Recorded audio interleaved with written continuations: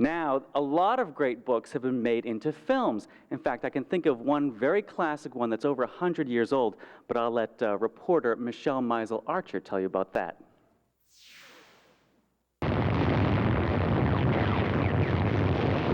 The warning about them broadcasted from New Jersey in the 1930s. They invaded Los Angeles in the 1950s, and they're coming back this year in Steven Spielberg's rendition of War of the Worlds. But the Martians first invaded London 107 years ago in a book penned by H.G. Wells.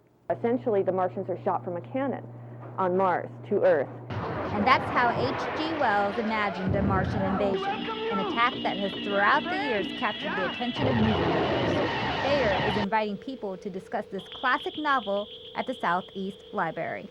Most people have not actually read the original novel. So what we want to do is encourage reading the novel, exploring its passage across 107 years. Then they can go to the theater and see how it is incorporated into 2005. While previews of Spielberg's movie promises perhaps a glimpse at the aliens, Thayer said H.G. Wells leaves plenty to the imagination. And I built kind of a big head and green, but on that hand that I had seen from the 50s movies. And then, of course, there's Thayer's favorite part of the book. It's one of the best descriptions of mass panic I've ever read in the face of something inevitable and horrible. And if you didn't like the book, Thayer definitely wants you at the discussion. Come even if you hated the book. People think that if they hate the book, they can't come. That makes the best discussion. If you have one or two people who thought it was the worst book they'd ever read. For City Cable 3, I'm Michelle Meisel Archer.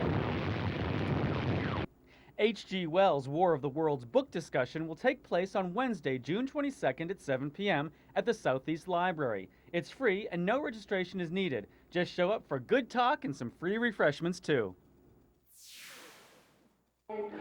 Okay, we're going to take a short break, but when we come back, we're going to take you to an ice cream social at the Attic, plus the Torrance Film Festival, and my favorite of all, New